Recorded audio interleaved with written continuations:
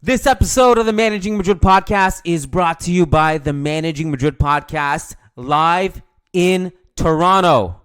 We're playing pickup footy on December 6th, raising money for sick kids in Toronto, giving away prizes, and chatting Real Madrid with passionate Madridistas.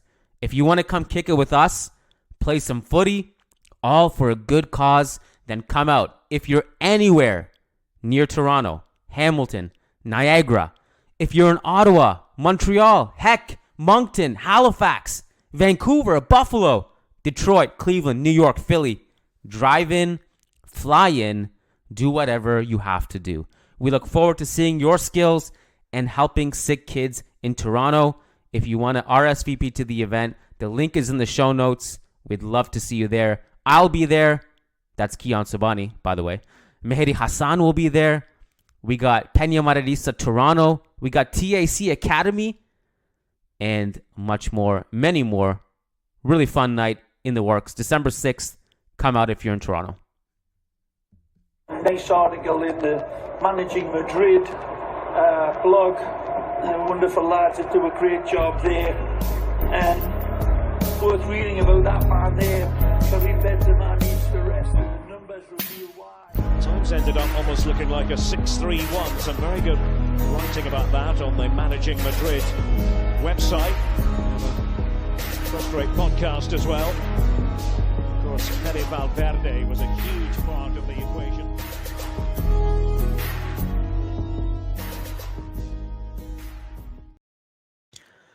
Hello and welcome to the Managing Madrid Podcast. It is a special day because we got our resident villain in the house. We're going to talk some Arda Güler, a player that both Angelo and I love very, very dearly. We're going to bring in I Am Will. You need bad guys like him so you can point your fingers at him and say, that's the bad guy. What's up, Hello. Will? How you doing, bro? Hello. I love the music, man. Thank you so much. Always makes me feel so nice, bro. I always get Hello, a kick guys. when Hello. the beat drops. What's You up, say bro? I'm the villain, bro. Listen, man. I have the United kid on, the Ronaldo 2008 prime Cristiano, Messi's father. It's good to be back. You redeemed yourself. I thought you were gonna really, really dive into the villain character with a Manchester United shirt, but then we have no proof yet that there's actually Ronaldo's names on the back. We hope that that's true. You're not lying. If you imagine it's like Ryan Giggs or something, please don't Google Ryan Giggs. Nothing fun will show up. Let me show you. Oh my God! Thank God. Okay, you've redeemed yourself with the Ronaldo name on the back, bro. It's gonna be fun chatting with you again. It's been a while. Arda Güler, a player we both like, a player who competes with the player you hate the most, Rodrigo Goes, unfortunately. So I can't even imagine what levels you're gonna go to talk about Güler starting over him. But let's talk about him. Where do you want to start? I think it's pretty obvious that you say we both like him. I think it's obvious everyone likes him, except one person that probably or maybe doesn't like him, and it's Carlo Ancelotti. Does Carlo Ancelotti even like Arda Güler? Because we just thank God the national team. How do you call it? The national team break? Is that how you call it in English? International break. The international break just stopped. Arda Güler again with great appearances for Turkey. Yes. A guy that's just basically it's proven that when he gets minutes, he's a great player. He's probably Turkey's best player. If it's not Turkey's best player, he's right there, top 2, top 3. And every time he gets more than 60 minutes per game, he basically does something. This is a guy that it's unique. Basically, a guy that actually impacts games, and a profile that Real Madrid probably doesn't have, and Real Madrid probably needs with the attacking thing and how Mbappe, for example, just hasn't worked. Rodrigo Goes, which, by the way, people say I hate him. When was the last game that Rodrigo Goes? Rodrigo Goes basically had a few games where he didn't start in a row, like 3 or 4 games in a row, where he got benched. And I'm just thinking this guy is great right now, but maybe Ancelotti just doesn't trust him. Doesn't trust Güler, you mean? Yeah, I think he doesn't trust Güler and that's basically I'm wondering why doesn't he trust him? Because he has done great things for Madrid. Last season he finished on a high. This season he started on a high. We just saw Nico Pass, bro, in Argentina kill it. This is a guy that didn't get many minutes for Real Madrid. He just killed it against Bolivia in the international break. Every Argentinian is in love with him. We got players like this in our squad. Are we just gonna let this Arda Güler guy, which he's obviously really good, just leave again? Like the Odegaard thing, and like, which by the way, I understand the Odegaard situation because he was competing with Modric and Cruz Prime, but this guy, I think he still has a chance. I mean, he has a spot in the starting 11. The parallel to me in some ways is Martin Odegaard, because Odegaard can play on the right wing, can play in the middle, can play in a double 10, can play as a 10, can play on the right wing, can maybe drop deeper into midfield. Odegaard left because he was just fed up competing with all these guys who were better than him. And I think Arda Güler has better timing than someone like Martin Odegaard. So the timing works out a bit better for him. I'm really fascinated to talk about also like where Güler fits in the puzzle position wise. And I think we'll get to that later in the video, later in the podcast. But I think with regards to does Ancelotti like him or not, and obviously, you know, the word hate, I think the word hate for Ancelotti's view towards Arda Güler is pretty harsh to use. But, you know, he was asked about this recently. Not like, do you hate him? Do you love him? But why is he not playing more? And Ancelotti's response was, he's already played more than he has all of last season. And his problem is that he has a lot of good players in front of him. Of course, we know to his first point, the reason he's already played more than all of last season was because last season he was not healthy until the very end. He was injured the entire year. So that was the case for that. But it's good that he is playing more. Obviously, he's a little bit more established than he was last year. He's looked great with Turkey, as you mentioned. And who is he competing with? Would you say it's mostly Rodrigo and then some of Brahim, but it's so you mentioned Rodrigo, and I can't believe we actually have talked about him as much as we have already. We're like 7 minutes in. He's come up like so many times already. Rodrigo, last game played 19 minutes, played the full 90 against Atletico, played 69 minutes and scored against Alaves, 84 minutes, a goal against Espanyol, an assist against Stuttgart, 75 minutes, and so forth. Right now, the two locks are still, as we've mentioned several times on the podcast over the last year or so, the two locks are Vinny and Mbappe, plus Jude is the third lock. So Güler is competing with whatever's left over there with Rodrigo and Brahim at this moment. The question is, should he be playing more? And I would say yes.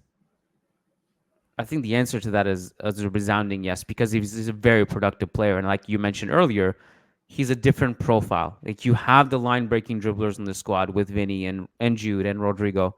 You don't really have someone of Arda's profile, someone who can progress the ball from deeper positions, someone who can play the incisive pass from deep. And is a very intelligent player. And actually, like, when you watch him play with Turkey, he's like on the left wing cooking players, like cutting one way, cutting the other way. He can play on both wings, which is something that we didn't necessarily know because we saw him more on the right. But obviously, he's more of a primarily right-sided player. But I think there's the case for him just grows and grows, Angelo. Yeah, I think it really does. And when you were saying about the three locks, I think there are 9 locks, right? I think the only 2 players who are not locked is the third attacker and maybe a possible fourth midfielder, because I think the goalkeeper is locked, the back four is locked, and then in the midfield you have Chouameni, which is probably locked, Valverde and Bellingham, those 3 are locked, and then you have Bini and Mbappe, right? So if you think that's maybe one more player, that could be Güler, that could be a fourth midfielder. It's basically everyone's locked, just that one position. Which, by the way, this last before the international break, it was Modric getting those minutes, and he did good. Modric did good, and he's had a good season at the moment. But the thing about Güler is he's just so he has a lot of tricks. He can do a lot of stuff, and at the same time, it's a player that it's so confident, bro. You remember that first game, that Copa del Rey game? He just wanted that free kick, hit the post. Then this guy he has the mentality. He wants to play. And I don't know how sustainable it is if he just keeps getting these minutes that are just not enough for him. He's right now getting basically almost the same amount of minutes as Endrick. And let me tell you something, even though Endrick has been great when he comes on, Guler is a more developed player, isn't he? He's already done it. He's been doing it in the international stage. He had a great Euros. He scored one of the goals of the tournament. I mean, he's had a great year, 2024, and he's now competing for the Golden Boy, which we are gonna talk about soon. Who is he competing with? And if you look at him and you compare him with other players his age, he's up there top three, man, up there top five. And then another question comes to the table, and maybe I ask myself, is this a Real Madrid problem? Do we not give young people enough chances? So I think Real Madrid has like tiers. Either you're really elite and you play every single game, or you're just under that elite level and you don't play, because Ancelotti only plays these elite level players, which is Bellingham, Mbappe, Vini, Chouameni, Camavinga. But this guy, probably Guler, bro, wouldn't he start in almost every single team? He's probably started for every single team except Real Madrid. I think there's an alternate universe where he like signs for Barca and he is the guy there. He's a guy. He's great. Imagine He's Guler that Yamal. good to me. He's that good to me. And I received a lot of like pushback and criticism even from Real Madrid fans like a month or so ago when I had a clip where I said I wouldn't trade Arda Güler for Lamine Yamal. And part of it was that like I see a future where he might actually be better than him. And I don't know if there's anyone I would trade, Güler for. And some of it is that, you look at the future projection, you look at what he's done in the limited minutes he's gotten. I think he's actually a generational caliber player. Like I really do. And I think it's also really interesting to tie in some other names that we don't have in the squad right now. Like Florian Wirtz is one that we've been linked with. A lot of people are pushing for. In my opinion, he's an amazing player. I love Wirtz. I really like Florian Wirtz. At the same time, I'm also looking around and being like, okay, we have a certain amount of minutes to allocate. These kids that we have now are not playing enough already. And so is it worth the sacrifice, to bring in someone like that? I do think, Angelo, in the post-Cruz world, I think Güler might actually start to play in deeper roles, like and be productive in those zones. And this goes back to the positioning thing, and you kind of like look at the evolution of his positioning, which is, okay, when we signed him from Fenerbahce, we knew where he plays, right wing, center mid. And then this goes back to the preseason where I asked Ancelotti what's his best role and can he play in midfield? And Carlo was like, yes. And then he started experimenting with Güler in midfield. And I feel like it's actually a need that we need to address still that we haven't been able to address. And this whole thing of Carlos saying we need to play differently and all this, like, I don't know. I don't even know if playing differently is the right way to put it. I think you actually just need someone to help in the post-Cruz era, someone who can play those passes. And I think he's a really good press-resistant player. He's very intelligent, and that's a huge bonus. So I think just the case for him to play more is there. It really is. The problem, Angelo, is always the age-old question of like, okay, who are you sitting? Who are you moving aside to make Güler play more? And that's a tough one. That's always the tough one. But I do look at Florian Wirtz and I'm like, as great as he is, are we creating a logjam of really great young players? Maybe Wirtz is so good and it's an opportunity you just don't want to pass on. But at some point, are you stockpiling a little bit too much is my question. But maybe this also solves itself. Like when Ceballos moves on, you declutter and Modric retires. You can fit all these guys in. I'm not sure. I understand when you say it's a tough one for Güler, but wouldn't it be tougher if the team is just playing like winning 5-0 every game, creating a lot of chances, showing a lot of fluidity? It would be tougher in that scenario. And the reality is, it's not like that.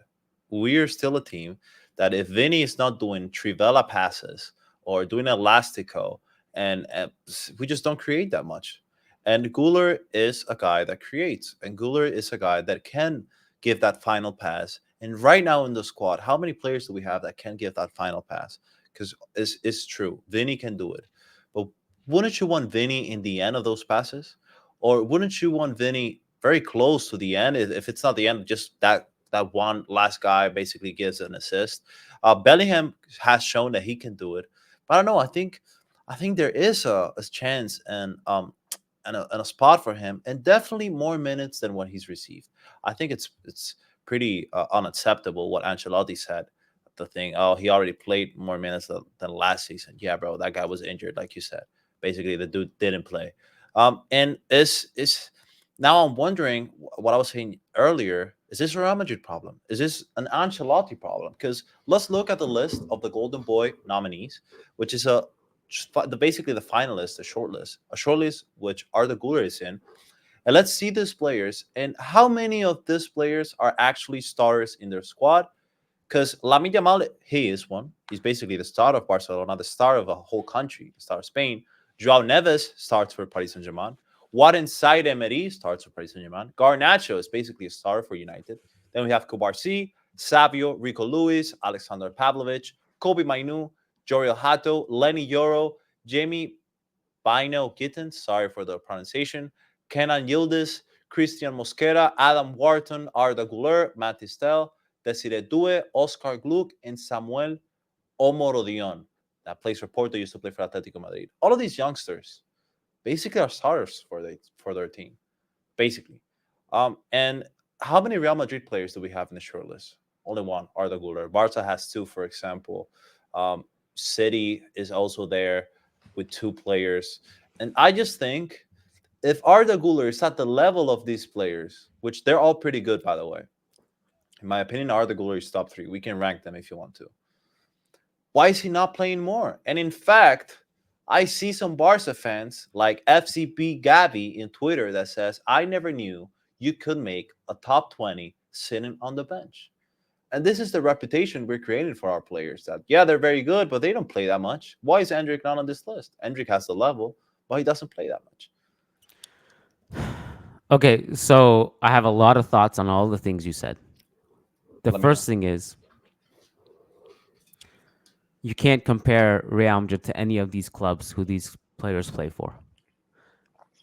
Because apart from City, I don't think any other club on this list is as loaded as we are. And also, so we have two players under 20 that would qualify for this. And those two players are Arda Güler and Endrick.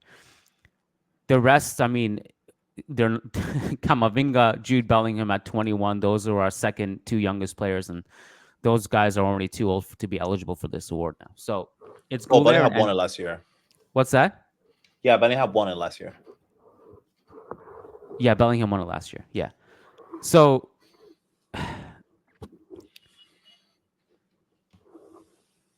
I mean, with Endrick not qualifying, I think it was a matter of he probably should be there. Let's be honest. I mean, this is the challenge with him is that this is his first season in European football, but he played a lot with Palmeiras and had Brazilian national team appearances. I don't really know why he doesn't necessarily qualify.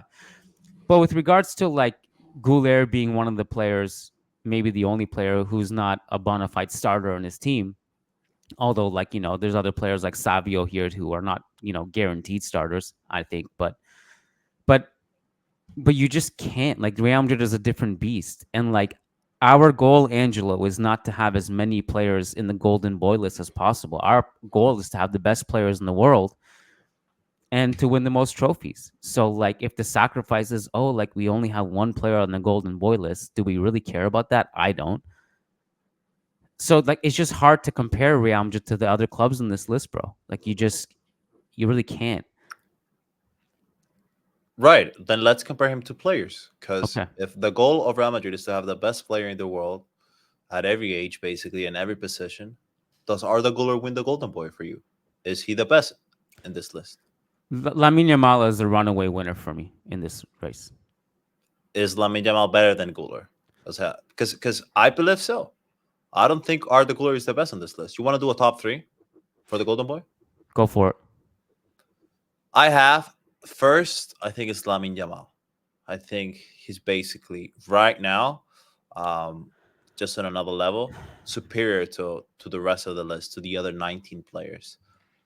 I agree with that. He has a context that he basically plays every minute for his national team and for his club. He's basically the best player for both the national team and his club. I don't know if Lamine Yamal was in La Fabrica, if he would have played that much, probably not. But I have Lamine Yamal number 1, and I have Kobe Mainu 2 and Arda Güler 3. I think Arda Güler is great. I think he's generational, as you said. Unfortunately, we haven't seen it that much. We just know because we just see the talent and we see the glimpse, right? But Mainu just had a whole season where he started for United, basically a starter for England as well in the Euros, and he's been great. Even though his club is not that good, as you said, can't compare United to Madrid right now. I put him there. I still believe Güler is top 3, but I just don't think he's at the level of Yamal right now. Gun to your head, would you trade Güler for Mainu right now? Gun to my head, Güler for Mainu. Gun to my head, bro. You want to kill me? Damn. Are you a Rodrigo fan? I want you to live, so I hope you make the right choice. Yeah, but that's difficult because we have a stacked DM. We have 2 young DMs. We have Tchouaméni and Camavinga. So right now, I wouldn't change it. Forget Real Madrid. Let's say you have a draft. You can right now. Oh yeah, I get my no, bro. Just better tattoos, better clothing, better style, better aura. More aura. I do choose my no. I think my no is right now. He's shown more than Arda Güler, in my opinion. But you're thinking when you make this decision, you're thinking about the future projection. You think Mainu is going to be a better footballer in 5 years than Güler? I don't. I think he will be up there, elite. You don't? So gun to your head, Güler or Yamal? I'm not trading Güler for Yamal. I'm not. Gun to your head? Yeah. Damn. I'm looking at 5 years from now. Yeah. I think he's going to be an absolute superstar. Probably sooner. I think in like 2 years. You think in 5 years from now, Güler is going to be a bigger superstar, just a better player than Lamine Yamal?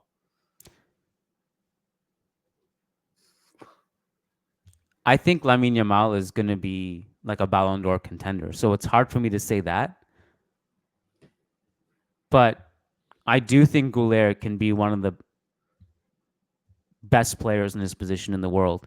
And given his profile, he makes more sense from a squad fit perspective for us because Vinny and Mbappe and their profile, they're going to be here for at least the next half a decade.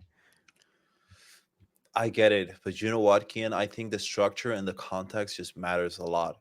I think the structure and the context of Lamine Yamal is more suited for him to thrive and to basically play every single minute possible.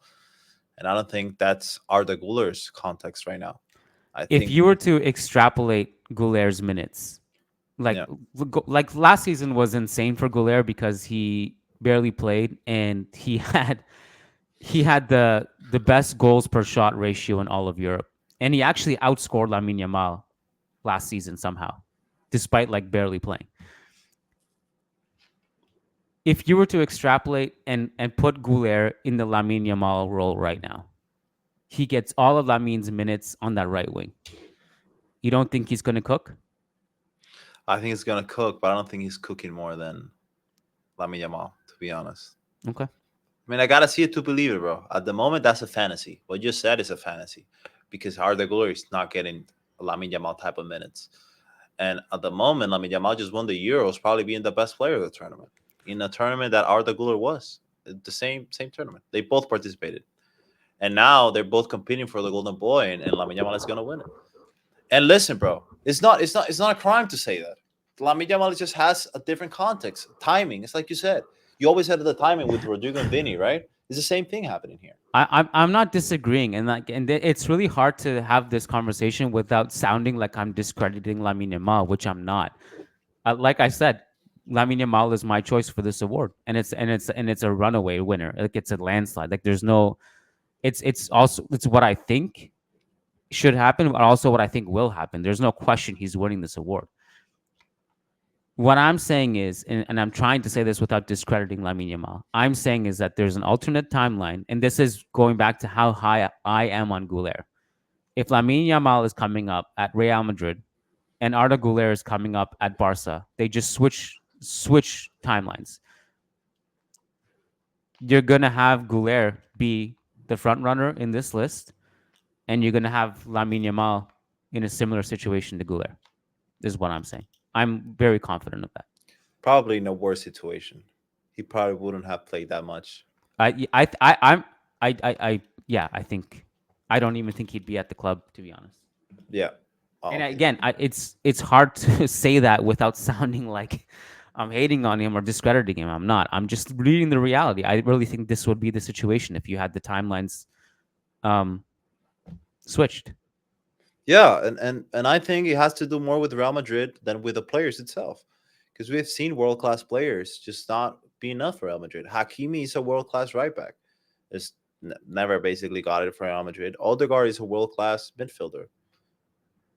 Never basically broke those starting 11. Like it happens with Real Madrid. Yeah, but the situation with Odegaard, the situation with Odegaard and Hakimi is a little bit different, right?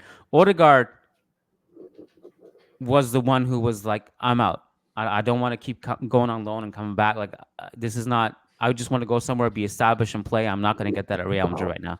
And then there's the Fede Valverde version, which is like, I don't care how long Modric and Kroos I'm here are going to be here. I'm going to be here too, and I'm going to fight my way in, right?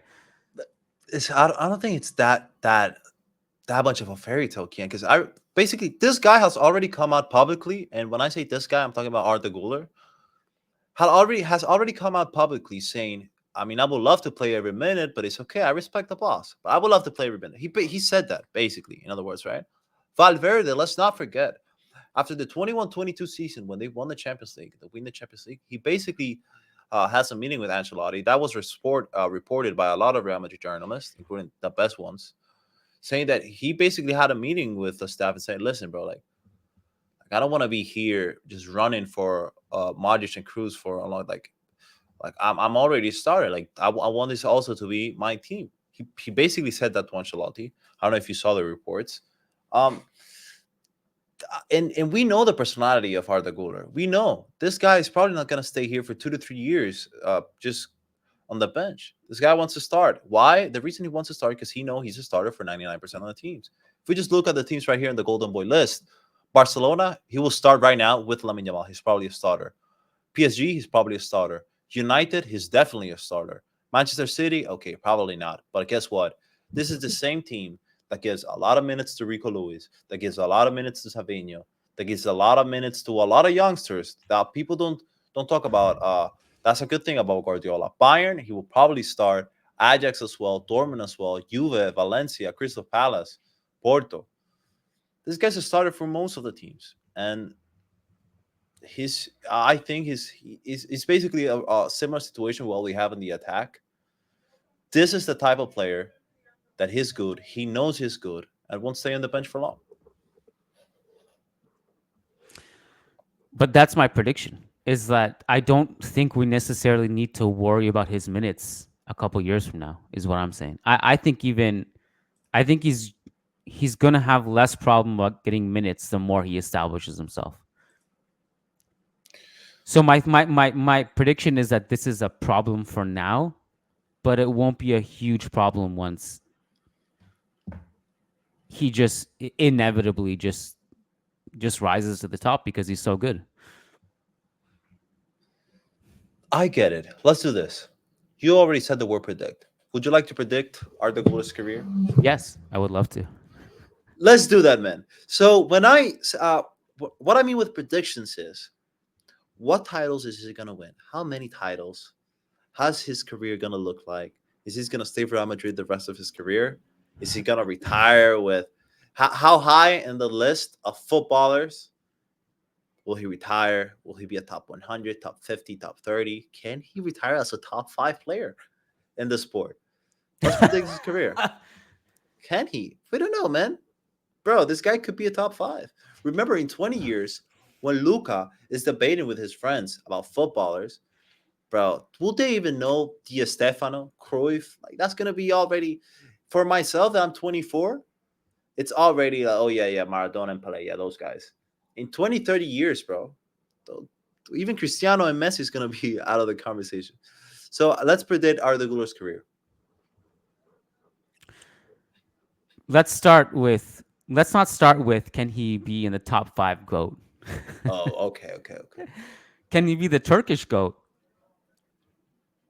Can he Can be he the Turkish goat? surpass the Arda Turans, the Hakan Sukurs, the Nihat Kaveci's, the Çalhanoğlu's, whoever else I'm forgetting? Is he going to be the Turkish GOAT?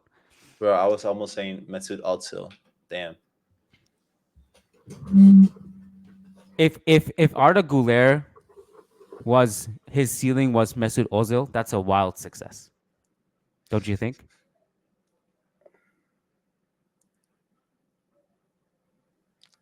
I guess it will be lower than the next Messi, Lamine Yamal.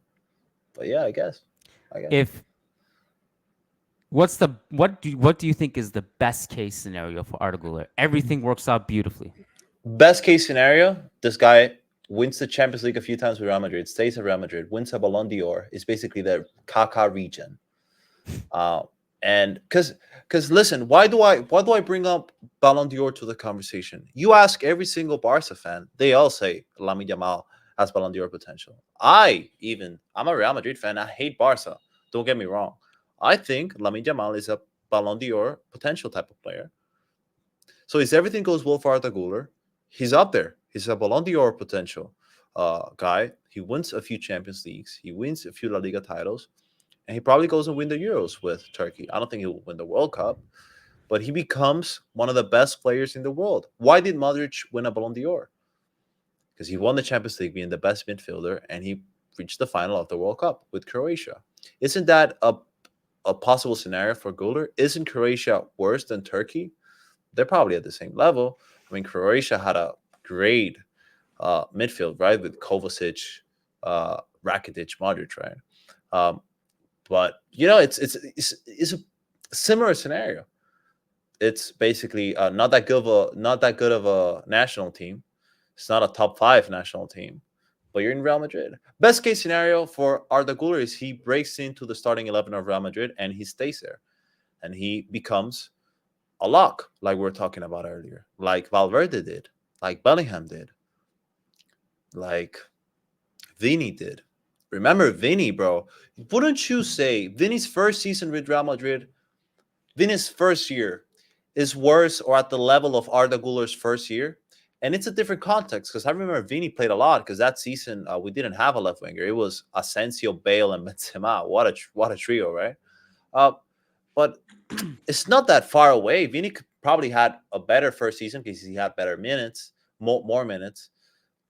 But both talent level and potential level, they're both showing similar levels. And right now, Vini is going to win the Ballon d'Or. So I think best scenario possible for Arda Güler is he becomes a star for Real Madrid, and he's a lock. Is Valverde, Camavinga Güler, or Valverde, Tchouaméni Güler, or I don't know, something like that, and he becomes a starter. And that's the problem. I don't think that's going to happen. So if I had to predict his career, I will say he wins another Champions League with Real Madrid, probably another league, and he's out to the Prem. That's your worst case? No. That's just my prediction in general. That's your prediction. I think he goes to the Premier League and he goes to Manchester City as the Kevin De Bruyne replacement. And he becomes a CT legend. Not higher than David Silva, but up there. He becomes like, in my opinion, Arda Güler retires like a David Silva type of player, like an elite player, but not a GOAT level player, not a top 100 player, top 100 player in football. So best case to me is definitely not anywhere near a Di Stefano type player. I think his best case is if I'm being optimistic and I'm really shooting for the moon and you hit all the boxes, everything just works out perfectly. He is who we want him to be. He is the coming of, the Turkish promised one. He is the guy, the Turkish savior. He hits all the boxes. He hits all the milestones. It's something.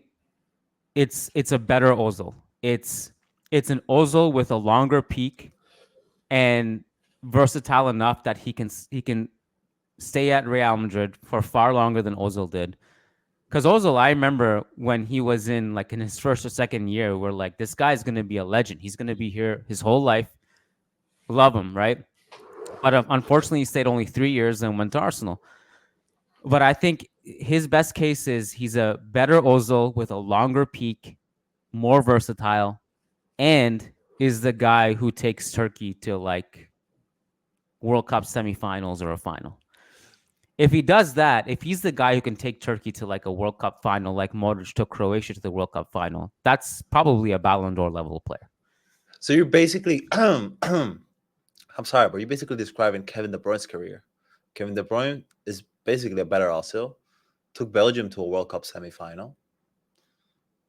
Would you say Kevin De Bruyne is a Ballon d'Or level player? I think he's been a Ballon d'Or level player, for a long time. Do you think Kevin De Bruyne is one of the greatest attacking midfielders that's ever lived? Oh, okay, so if we're comparing, if he's gonna have a similar career to De Bruyne, do you think Turkey's goalkeeper will also still Arda's girlfriend or not? That just happened with De Bruyne and Courtois. I think if he can avoid that, his legacy will be higher. Higher than De Bruyne's? He might need more auras though, or more aura. Yeah. If someone took Arda Güler's girl, do you think Güler has it in him to It depends who takes his girl, bro. Because listen, man, if it's Vinny or Mbappe, I get him. GG's, bro, take it. Or GG. Benzema, I get him. But if it is Kubar C or Eric Garcia taking his girlfriend, it's like yeah, bro, you know what? Just pack it up. Yeah, retire. Yeah. It depends on who it is for sure. He does. I mean, I think he's gonna. Thank God that he's Turkish. Because the Turkish army cancels out all of the negative aura he kind of has. Just Oh yeah, yeah. Because I think if he wasn't Turkish, he would have no PR, none. RIP is PR. Thank God he's Turkish. The Turkish PR machine is working overtime right now. Yeah, thank you, Turkey. Yeah, thank you, Turkey. We might need some favors for you, but that'll be for another podcast. And we'll talk about Turkey, of course. Yeah, when it comes to nominating this podcast for the best podcast awards, I think we're gonna need the Turkish fan base to get those votes. I was actually talking about hair transplant, but yeah, that too. Oh man, that too. I've been thinking about that. I honestly, I might do it one day. Listen, man, if Arda Güler wins a Ballon d'Or, we're doing it. On record? On record. If Arda Güler wins the Ballon d'Or, both of us are flying to Turkey and getting hair transplants. I'll do it. It's on record. I'll do the whole 2-week recovery where your head looks absolutely ridiculous. I'll do it. I'll do it. I don't know where we left off. I lost my train of thought. I love this conversation, man, and I love Güler. I think so. Okay, so we already predicted his career. Let's predict what the next 6 months look like. Okay. Because there's still a season left. If I had to, my hot take is, I don't think he becomes a starter for Madrid, and I think he leaves Real Madrid by the end of the season. Wait, was that the same prediction you had literally 10 minutes ago when you said he's going to win a Champions League with Real Madrid and then go? Nah, bro. I said that's best case scenario. My prediction was he goes to the Premier League. Literally next season. I don't know if next season, but he already has a flight. I'm pretty sure he already bought the flight. He's looking houses at Manchester. I'm pretty sure. Hey, you know what's not gonna really change with his playing time if he goes to Manchester City? It might be slightly better, but he's not gonna be The same thing. I would say the same thing about like I don't know. Look, if he does that, some of it is on him. He's kind of choosing his own fate, and I don't think that's the best career move for him. And if he's the one who kind of ultimately wants to push himself out, then I think you would accept that, and you can't be too down about it, because in the end, you want players who want to fight and stay here. Yeah, that's a sad story about Real Madrid. Arda Güler leaves, then Trent and Florian Wirtz just come the next summer, and it's like, yep, we already forgot about Güler. But let's look at like the track record of people who leave Real Madrid. It's almost never a good idea. Cristiano, I mean, I bet guess you at some point on his YouTube channel, I don't know if it's now, I think it's in like 5 years, he's gonna say, "I wish I never left." Varane, Casemiro, bad idea, bad idea, bad idea. Yeah, but what's the? I get it, bro. But listen, man. Even though it's a bad idea, you have to respect that these players are Sure. brave enough to want to play somewhere else. Because okay, what's the alternative? Mariano Diaz, Danny Ceballos? Did you stay in the club doing nothing? And listen, bro, Mariano is my goat. We're both Dominican, but it's either you If leave. Mariano grew up in La Masia, he would have had 2 Ballon d'Ors by now, for sure. I mean, I just want to say thank God this camera only shoots from my chest up because I'm excited right now with that statement. But listen, no, I'm saying I don't blame anyone for leaving. I'm just saying, like, from a career standpoint, it's not always better somewhere else. But I'm speaking as a Real Madrid fan, so I have bias in that. I want everyone to behave like Nacho and Lucas Vazquez and Fede Right. Valverde, and not like Odegaard. But I also don't blame these players, because look, the reality is these guys are not like necessarily, and in most cases, not like fans like me and you. It's their career. It's a business. Same reason why you would leave to go to another job in a different city if a better opportunity arose. Like, you don't blame anyone for choosing those. I'm just saying that You if don't that blame happens, anyone for choosing those. Okay, if managing Barca comes to your email and says, "I'm gonna offer you a $25,000 a month offer to do a Barcelona podcast," would you go? It's managing Barca, basically the same name. no, I would report the email to Google and block user. But No, I'm no. I'm I think a better idea is just do the forward button and just go to my email, just forward it to me. you would sell your soul for that? Nah, of course not, bro. Of course not. For less. Nah, I'm kidding. No, I don't know how we got on the subject, but my thing is always like the best. Tim Grover talks a lot about this in Relentless. He's Michael Jordan's trainer, and he's had many clients beyond Michael Jordan. And he says the best career move is not the one that gives you the most money. The best career move is the one that puts you in the best position to thrive and believes in you, and that actually ensures you more long-term money, because if you succeed at your next stepping stone, then you're going to make more money in the long run. Whereas if you just choose the team that's going to give you the most money and the fit is terrible, then you're actually losing out on long-term money for that. And so I always look at it this way: you do whatever's best for your career. In some cases that might be Real Madrid, some cases that might be somewhere else. So I don't blame you for choosing what you think is best for your career. But my thing is that I think Arda Güler is, if he just sticks it out, there's a lot of long-term benefits at Real Madrid. I think he really fits the profile that the team needs. I think he's a generational level player. And I think that a lot of these minutes might just naturally improve. And I'm looking at shedding Ceballos' contract. I'm looking at Luka Modric retiring. Those 2 dominoes will fall. And naturally, if he just keeps impressing, it will be impossible to ignore that.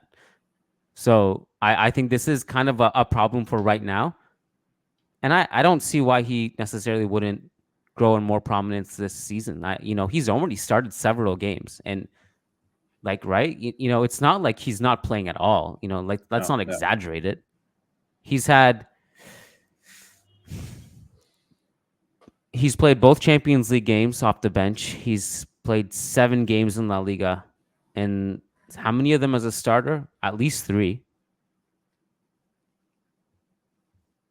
Yeah, I agree. That's great. And if he's a little patient, I think he will have a spot. That's it. Is that our conclusion? I think Arda Güler is great. I think if you're Turkish and you're watching this, make sure to hit the like button and subscribe. Because this is not gonna be the last Arda Güler video that we will do. And man, let's just see. I'm so excited to see what happens at the end of the season, just to see what happened with Güler, Rodrigo, Mbappe. I think he has the talent and the mentality to fight for his spot. I just don't know if he's gonna win that fight.